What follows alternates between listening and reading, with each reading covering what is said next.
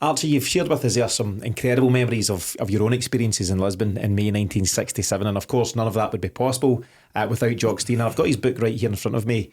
You wrote the definitive Jock Stein biography back in 2004, and it's the story of a man who, in his early years as a player, he combined playing football with Albion Rovers at the weekend with working down the mines during the week, before he obviously then went on to lift the greatest prize in club football. It's an incredible story of an incredible figure, not just in Celtic's history, but in football in general. Sure. Archie, what made Jock Stein who he was? Well, I think, first of all, his upbringing. He was a working man. I live in a place in Bauble now where he broke his leg about 300 feet underneath where my building is now in Bauble, because he broke his leg in the Bauble pit. And he came through the hard school of earning a living, knowing what it was like to be a working man, knew what a working day was. And if you put these into a dressing room, you get a man with a perspective on life that's very special, and it's about total commitment, total dedication. And that was what he based his beliefs on, in getting the best out of his players. And I was fortunate because I went to school in Coatbridge and I saw him playing for Albion Rovers. And of course he only had one foot. He kicked the ball with his left foot. I'm not sure whether that leg break had anything to do with the fact that he was that one-sided. And then he disappeared from sight, of course, going down to Wales and looking as if he was finished with anything really serious in Scottish football for his future. And of course, it's still fanciful to think of him being brought back to Celtic, where he had to face some difficulties, as you know yourself, the entrenched views of people. And when he came back into his village, his best pal refused to come in and see him because he had signed for Celtic. And his mother had to make excuses at Jocks, not at home, when he was at home, because people would come in and maybe say unpleasant things to him. His father never, ever wished him well before an Old Firm game. He couldn't bring himself to do it with that Rangers heart inside him, and not that it bothered Stein himself. So he was exceptional, and you think of the history of these two clubs, and of what it must have been like to cross a barrier, which he did without blinking, realising that what was important to him was his future and a football club, and a great football club. Although at that stage, obviously, Celtic were still struggling to overcome Rangers. So there we had him with his exceptional background, being a Celtic player. And he used to talk to me about some of the old players in the past, Jimmy Mallon and players like that, and how much he liked them as friends. Because when he went back there, when you think of it, he received hostility from the other side. So what was important to him was his friendship with the Celtic players, which he obviously developed and cultivated. So it when you think back on it, it was a remarkable achievement, a remarkable enterprise by Celtic in having thought of him coming back. Now, of course, in terms of tradition, we all know that he was told that he would never be Celtic manager, which, of course, eventually petered out. And that's the, if you like, the divisions that still exist mentally in so many people. And at that stage, there were still serious differences of opinion about certain clubs.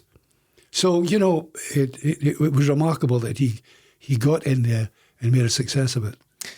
And we'll get into the finer detail of some of the really interesting points you've mentioned there, Archie. In terms of the mining background, so I mentioned, you know, incredibly think that he was putting in a shift down the pits Monday to Friday and then going and playing football on a Saturday. And obviously it's very recognise now that other key figures in Scottish football or UK football, such as Shankly and Matt Busby and other characters of their nature, also had that mining background. What do you think the correlation is there? What do you think the link was between that lifestyle and becoming a success in football? Well, they were risking their lives going down the mines.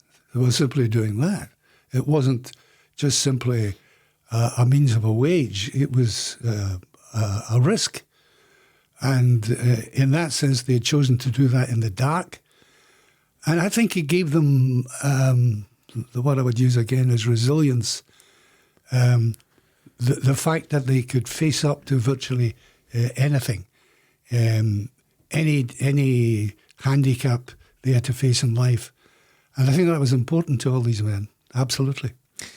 Obviously his early years, his teen years and beyond are spent down the pits, but beyond that, I seen Hugh McIlvanney at one point describe Jock Stein as ferociously intelligent, and you yourself said that although he wasn't a reader, he was a listener and a looker. Was he very much ahead of his time, Archie, in terms of what we now see as football psychology? Yes, he certainly was, because he had thoughts about society as a whole. I remember him during the miners' strike, when I was travelling around the country with him. He would put on his full beam to try and blind the people who were trying to break the strike, because he had the thoughts of what he came from in the past. And he could give you a conversation about politics quite easily. And in that sense, he was spilling over from being a manager of a football club to somebody who was trying to appraise society as a whole. And how do you place football in society as a whole? He once did say to me, sometimes, I think in jest, sometimes people take football too seriously, and I think he was jesting on that occasion. But you know what I mean. In other words, he felt like going back to Lisbon, where he wasn't cavorting about like a youngster. He was still a serious man, as he was. When I think back of the times I travelled the country with him, on a number of occasions we talked about individuals, politics, Maggie Thatcher, what he felt about her, and so on, and made sensible comments about it. And I got to know him particularly well when we went abroad, and I travelled with him in long journeys. And the special journey, of course, was New Zealand. Now, New Zealand came up because I had a discussion with him and said to him that I should be telling Jock Stein anything, but nevertheless, I occasionally risk my life by telling him that. I said, you have to go to New Zealand and see New Zealand playing, because Annie McCoist was slaughtered by the press for not doing his homework. And I said, you better go. He said, I don't want to go to New Zealand. No. Then I pointed out to him that we would have a film unit and we would be filming everything in New Zealand, and it would help to encourage the Scottish support to see him actually doing these things. And he was convinced about that. So we got on a plane and we flew to San Francisco, and it was a terrible flight. It was delayed, and there was thunder as we came into San Francisco, where we were to meet a Celtic supporter, I can't remember his name, who was going to show us around San Francisco the following day. But I'll always remember, I got into my room and I was tired. I was dog tired after that journey. And I lay down on my bed, and on came the news. And Dan Rather, the news announcer, suddenly said, good evening. The news from the South Atlantic has taken a sinister turn with the sinking of the SS Belgrano and the loss of 99 lives. I would say there was no longer than a couple of minutes before I heard my door being bashed in. And then came Jock. He says, we're not going to New Zealand. Maggie's going to nuke them. No, listen, and phone your boys and tell them not to join the army or anything like that. It's anti-Thatcher in his comment. And I calmed him down. I said, no, we'll have to go. You can't turn back now. And off we went. We were shown round by this Celtic supporter who ran a Celtic supporters club in San Francisco. And he showed us around. Very, very pleasant time we had there. And then we started to fly. And Jock Stein fell asleep beside me, which gave rise to the most intimate moment probably I've had with any manager at all. And I had a lot with Fergie in the past. Because he awoke suddenly from this sleep. And almost without thinking, he put his hands in front of him. And he said, you know what? I nearly died. Remember, he had his heart attack and so on. I nearly died. And what did I see? In front of me, I could see a flower box.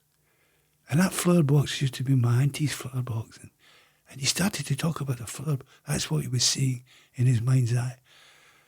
And I'm saying to myself, this is a revelation that if I ever write a book, this is certainly going to go in. And it was so intimate because it had nothing to do with football. Nothing to do with the World Cup. It was to do with him and what had passed through his mind when he almost died. Yeah, and so just to bring a few things into context there, Archie, so you're travelling to watch New Zealand, who were going to be Scotland's opponents in the 1982 World Cup. You wanted to make sure that he didn't make the same mistake that Ali McLeod had made in 78, who didn't go and watch Peru, and that didn't quite work out for us. So you make this big journey, and yeah, as you say, he awakes from a sleep, and this is 1981-ish, 81, height of the Falklands War, hence the Maggie Thatcher reference, of course. And Jock Stein had almost lost his life in 75, I believe was the date that he had that terrible car crash. Yeah.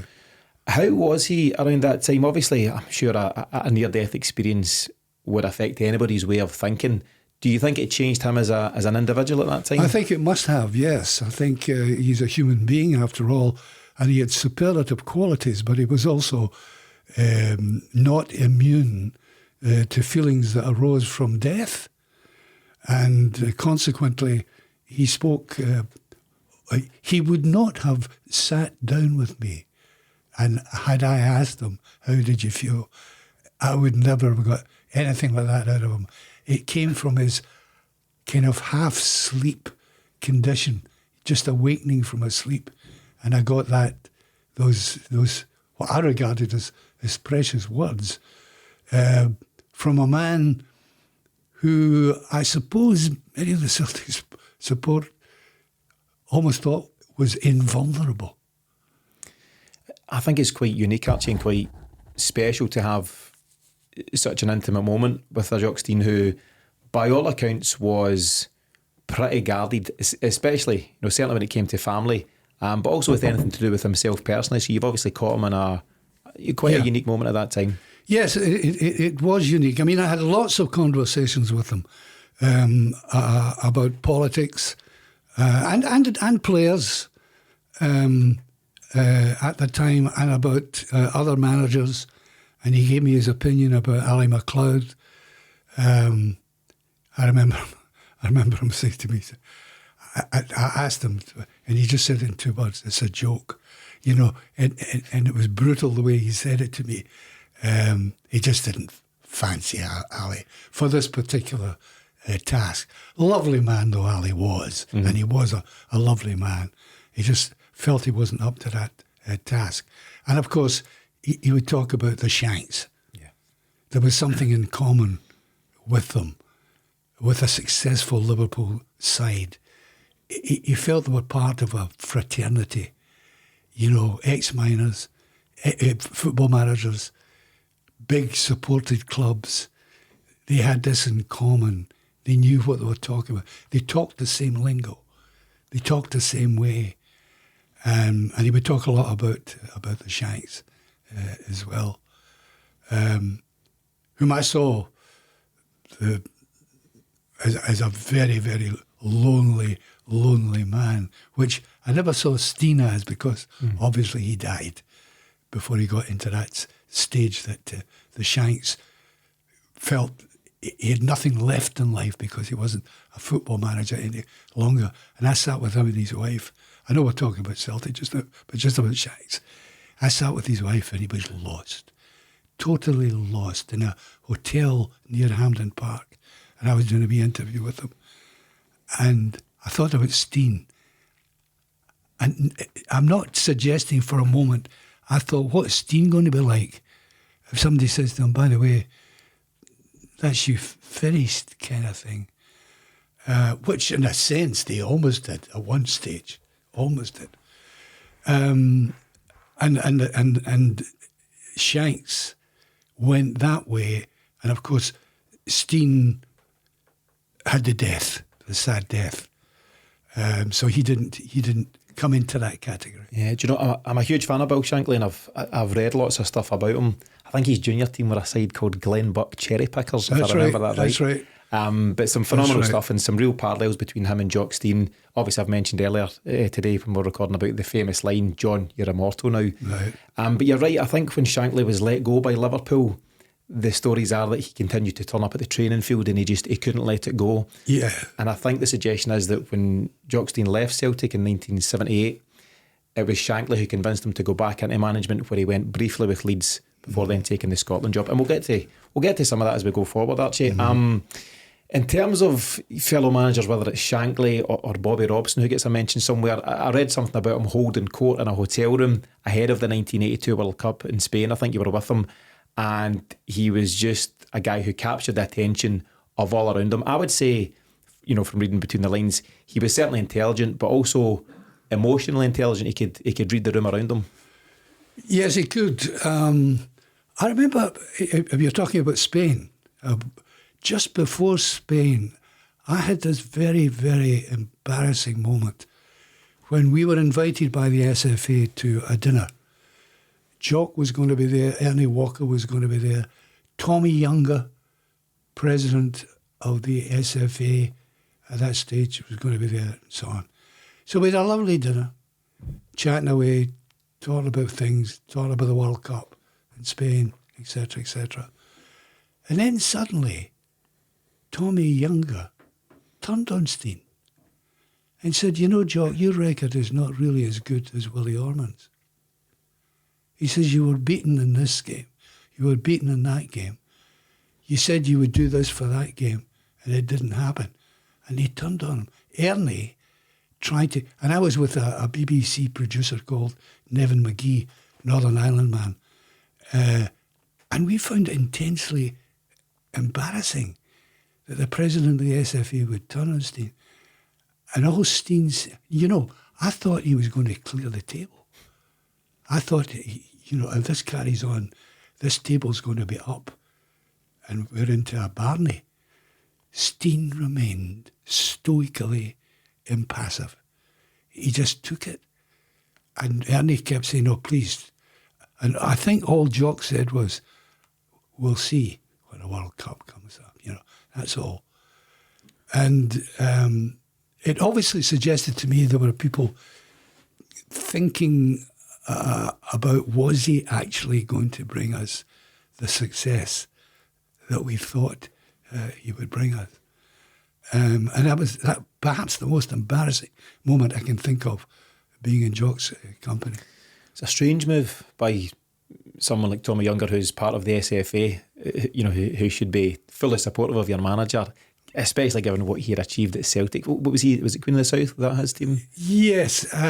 I think he wanted to impress us who were present. Grandstanding. Yeah, I think he was doing that we would not see him as a passive figure, just a pen pusher, that he did have some say in the business. I think that's basically why he did it that way. A strange move, and maybe he's lucky that Stein reacted in the calm manner that he did. Archie, by the time you started the BBC, we've touched on this earlier here, but 1962, at that point Jock Stein's already won the Scottish Cup as manager of Dunfermline, having moved there after a few years in charge of Celtic's reserves. He also had a year as Hibs manager from March 1964, but it's in March 1965, and you mentioned that's when Jimmy McGrory stepped down as Celtic manager and Jock replaces him. He returned to Celtic for the start of what was to be an incredible 13 years at the helm. He inherited a team that were basically in disarray, and within just a short couple of years, and the suggestion is with just the addition of Willie Wallace, he essentially turns that on its head and goes and wins the European Cup. But what was your own earliest meetings like with Jock Stein? You're from similar backgrounds. You're from Shelston, he's from Burnbank, very much working class areas, and he's 15 years your senior. But what was your earliest recollections of meeting with him? Oh, hostile. Hostile. He would say, "Hey, you, what was that you said the other night? What was that? What did you mean by saying that?" You know, you would get that from him. Mm-hmm. And you would come to attention. And I was a young commentator at that time, you know. My knees were knocking. Let's not kid ourselves. So in that sense, you know, he was abrupt, could be very, very straightforward with you. But nevertheless, because of who he was and what he'd achieved and was achieving, you accepted that. He had a certain distrust of the media, didn't he? Oh, yes. He most certainly did. He felt there was a lot of bias involved. He felt that people were traditionally against Celtic, that there were bigots abounded in the media. And he would name them to me. You know, he would talk about them to me clearly and distinctly. But it's when I got him to come up and work with me, personally work with me in the studio as an analyser and and eventually as a co-commentator. Perhaps the most famous co-commentating moment was when Joe Jordan raised his hand in the air along with the Welshman, and Jock and I said as a commentator, "A penalty if ever there was one." Jock Stein and I went the following morning to have a look at the video, and we thought, oh, were we right about this? You know, but you know, the fact that from a lot of hostility there was at the start into actually working, where he understood what you were all about yourself, the job you had to do, the way you had to express yourself. I think he appreciated it more. And I mean, I'm not trying to kid you on about this. I think he quite liked me eventually. I think he got on extremely well with me. Yeah, I think of that. There's no doubt at all. You mentioned the fact that he had that all-important skill of being able to reinvent himself. You know, originally a player of no great distinction. I think that's okay and fair to say.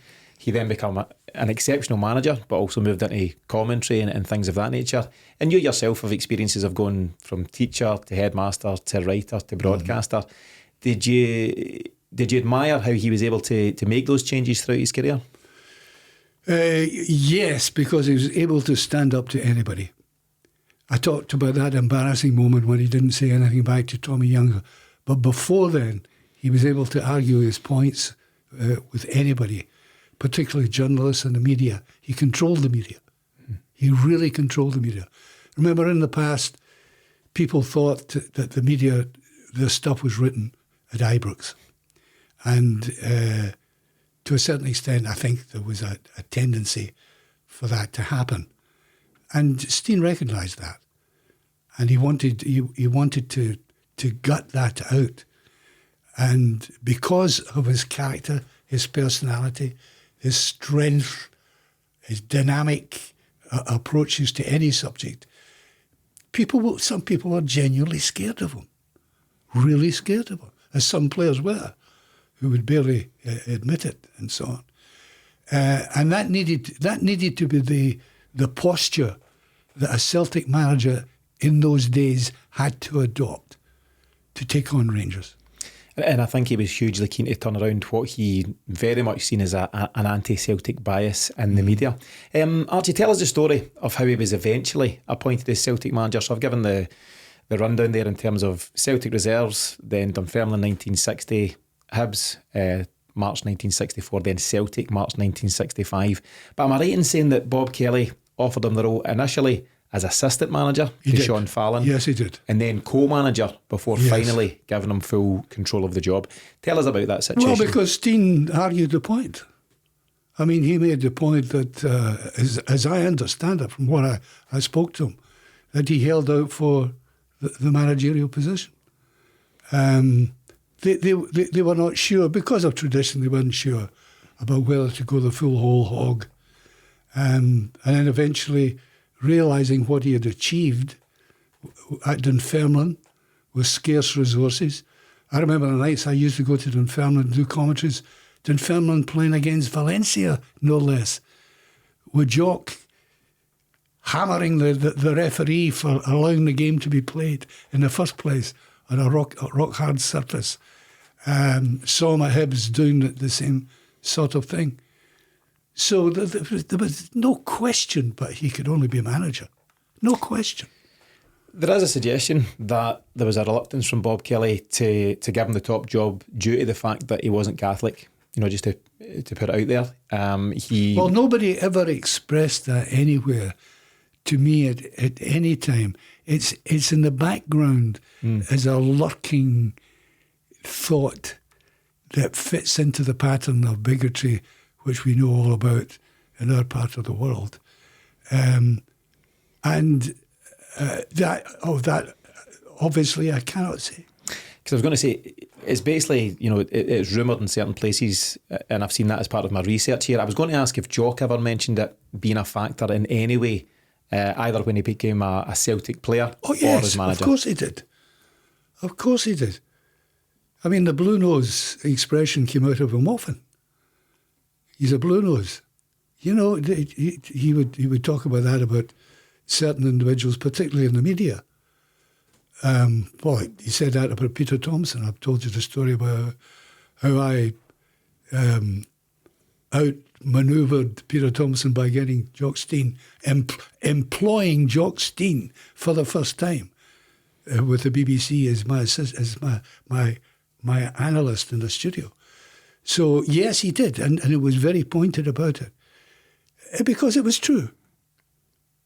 It was true that people disliked Celtic because of what they were. How did Jock feel in general about the bigotry and sectarianism that's often associated with football in the west of Scotland? Well, having experienced it himself with his friends and his family, and his father never wished him well before an Old Firm game and things like that, he was fully up to it and understood why these things existed, and sometimes on both sides, like the reticence about making him the full manager, you know, in the first place. So in that sense, he came through it. And we have to wonder, why would anybody have really questioned the fact that he was manager of Celtic and could only be manager of Celtic? Do you feel that that's what, amongst other things, drove him on? You know, the bigotry of the time, some of which still persists to this day? Yes, of course it did. Of course it was foremost in his mind. He knew people who wanted Celtic to lose. He could tell them that Celtic, that they felt basically that Celtic were a team of inferior status to Rangers. Yes, of course. And on that, it's said that he enjoyed few things in life more than beating Rangers. Would that be the case? How did you work that one out? It seemed to be something that he particularly enjoyed and was good at. In the years, you know, we've discussed Lisbon, Archie, and you know how driven Jock Stein was in general. But was he driven not just by being the best in Scotland, which he very much became, but by taking it another level onto the European stage? You've mentioned there that he already had European experience as a manager for Dunfermline. Sure. I think he took him to the quarterfinals of the Cup Winners' Cup, something like that. Yeah. But did he feel that he was willing and able to go toe-to-toe with the Herreras and the Inter Milans of this world? With a major club he could, yes. With Celtic he could. With their backing, with the players he had, yes. I think it had to be with a major club. And the only major club for him was Celtic. So that the logic of that was, once he had gone to Celtic, he had the strength of support and the conviction by getting the right players at the right time to go as far as he possibly could. Yes, absolutely. Did Stein firmly believe that he belonged in that esteemed company? So I mentioned that Inter Milan had won 2 of the 3 previous European Cups before taking on Celtic. There's various big hitters at the time, Madrid, Benfica, etc. I don't think he thought of himself wanting to be in that kind of galactic level of success in football. I don't think he did that. I think, and all the time I was with him, he simply wanted success for his club. That was all. And getting the right players through his career at the right time, bringing them in, as you'll know yourself, at the right time. That was simply his job. I go back to Lisbon again, where he wasn't frolicking about. He was just a man. He was like the plumber who'd come and fixed your waterworks for you, and he was away home after that. That was the impression I got. There's quite a famous clip that does around in modern days, Archie. It was Roy Keane talking about a certain player, and he's asked, to wax lyrical about this brilliant thing he done, and he says he's just doing his job. That's his job as a footballer, and it sounds similar. Got it right. He's got it right. Yeah. We've obviously touched on Lisbon in great detail and the emotions of the time. You've mentioned that he wasn't particularly emotional in the final whistle, but could he be an emotional person at other times? Yes, he could, but he restrained himself. Emotions in terms of, for example, when he was my co-commentator in Germany in 1974, I remember the Scottish side had a terrible pre-tournament few games. They lost in Belgium. They drew, I think, with Norway. And, of course, there was the drinking episode with Billy Bremner and Jimmy Jinky, which John Watson and I witnessed. They were blitzed out. Let's face it, they were blitzed out their minds. And it caused a rumpus at the time. Willie Allman came in, looked, didn't do anything about it. He sent the Celtic doctor, John Fitzpatrick, I think it was, Celtic doctor at that time, to come in and take them away. Well, Jock heard about this. And I remember Billy Bremner and 1 or 2 other players coming in to see Jock in our hotel in Dortmund before the Zaire game. And I always remember Jock reaching out and grabbing Billy Bremner by the shirt just under his throat and pulling him towards him. And his words were, look, I couldn't repeat them on the air just now. He was saying, you're letting this side down, Roy. He absolutely went through him. That was the emotion, anger, and directing it in the right kind of way. And I remember him saying to me that night, after the 2-0 game against Zaire, pity we couldn't have scored more. And of course that put us at the World Cup altogether. So yes, he could show his emotion, and he did it in a practical way because the players really responded to him, because Willie Owen was a lovely man, but he was too weak. And we'll get to some of Jock's stuff with Scotland just shortly. But we've touched on the fact that, he's the all-conquering Celtic manager. Lisbon, of course, in 1967. And Celtic won the league in 65, which is the first of 9 in a row, the original 9 in a row, which concludes in 1974. We've obviously already spoken about the car crash that very nearly takes his life in 1975. He has to take a year out the game, and Sean Fallon steps in at that time. And Jock eventually leaves Celtic in 1978. And I want to touch on that period in his life, because I don't think it was a particularly happy exit from Celtic, especially given what he achieved. So he's been there for 13 years. He's won everything available, and I don't think it was a situation well handled by the club. He's given the opportunity to appoint his successor, which is, of course, Billy McNeill. And the suggestion, or at least Jock's thinking, was that he was going to be offered a place on the board as some sort of director. He instead gets offered what I believe to be an insult as a management role within Celtic pools. He was badly hurt. Mm-hmm. Oh, there's no question at all about that. And he told me about that. And he told me about some of the individuals within the Celtic Park, whom I won't mention, I think it would be unfair, who were against him. And, you're talking about a mammoth a mammoth of a man, being offered something which was beneath his station in life. And you couldn't understand it. It was incomprehensible. And eventually, of course, he went down to Leeds. And I always remember the Jim Roger, famous journalist who existed at that time. He was a gopher. He would help managers by whispering things to players and passing on messages and so on.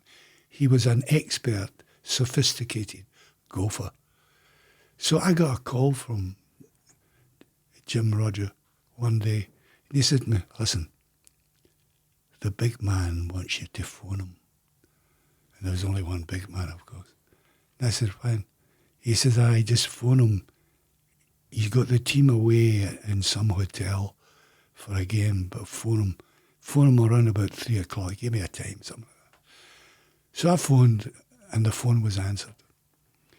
And I could hear Peter O'Sullivan giving a commentary in the background of racing.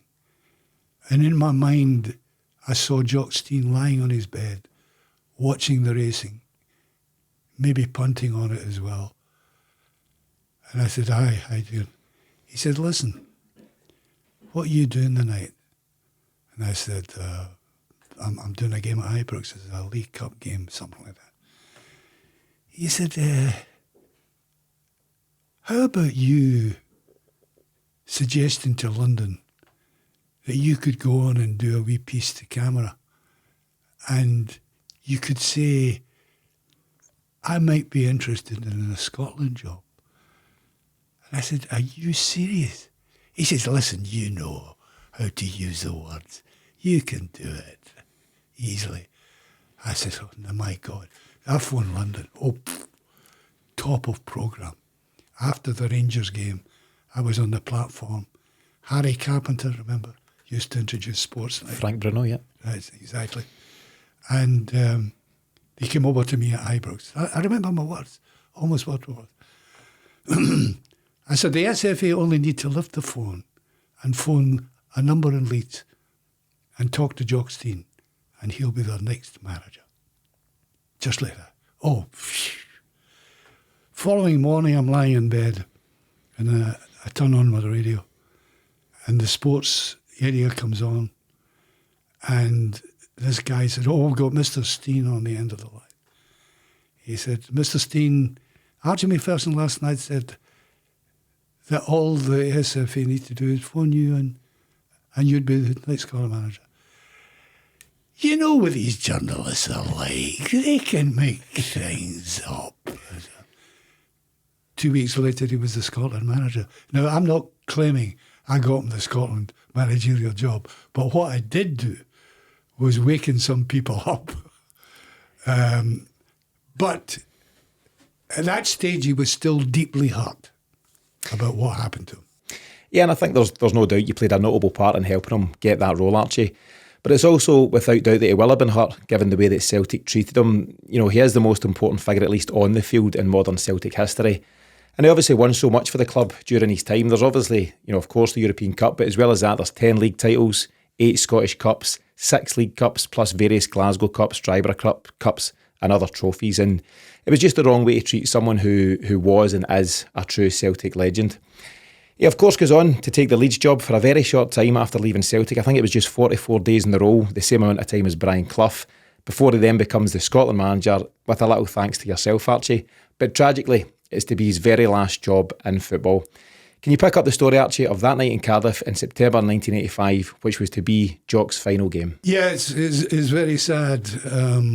I was not doing the commentary that night, but I was there for breakfast television because I was introducing, Frank Boff and me were introducing from the London studio, sport for the whole of the UK, which was a great job for me. So they sent me to Cardiff simply to do interviews, and I would interview them after the game or interview supporters, etc., etc. So I watched the game, and I watched this kerfuffle down near the dugouts. I didn't know what it was because I wasn't getting a clear view of it. My son was there, and my son always says, I shouted out, "Are you all right, Jock?" And I didn't see him in that situation at all. So I had been booked by Don Revy's son to speak at a dinner to Scottish supporters in Cardiff Castle. So I went up to do this dinner, and I knew nothing at all about what had happened at the ground itself. So I went in, we sat down, we started the dinner, and Don Revy's son came and whispered in my ear. He says, "I've just heard from my father. Jock is dead. He died, heart attack." That's exactly what he said. Died, heart attack. And I couldn't believe it. I mean, I was absolutely stunned. It's like I felt almost disemboweled. You know, that feeling that something has really taken out your gut. And because I had become friendly with him, travelled the world with him, watched him with the Maoris in New Zealand, watched him treating the Spaniards like they were kith and kin, all that, and hearing he had died. So I was stunned. And of course, the dinner came to an end. I said, I'll just say a few words about Jock. So breakfast were right onto my phone as a reaction. So I went out with the camera, and we met a supporter who I think was a Rangers supporter, Scotland supporter, Rangers supporter. And I always remember what he said to me.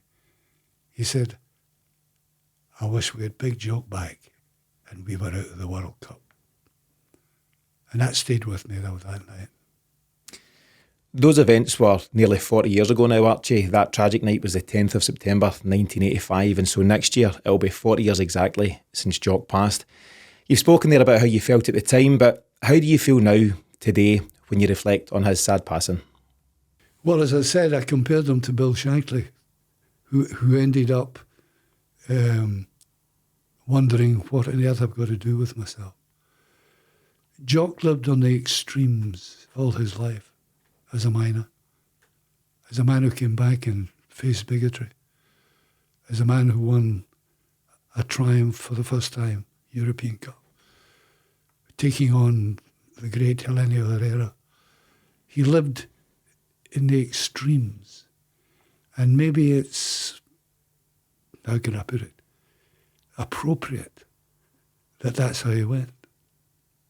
That he finished by being a manager that was successfully taking his team to a World Cup, and that would, I think, install him in the memory of people more than meeting an old man, grumpy old man, walking up the street. "Oh, is that Jock Stein? Look at him." He ended his life as a warrior, and that was typical and appropriate. The impact that Jock Stein had on Celtic and on Scottish football, Archie, is almost something that you can't quite put into words, but what impact did he have on your life? Oh, tremendous. I mean, the idea of being with a manager who had won, obviously, the greatest trophy of all, and he was willing to sit down and talk with you and be beside me in commentary positions. But it wasn't just that. It was, we started off with a fair amount of hostility in these early days. And then eventually we were talking like mates.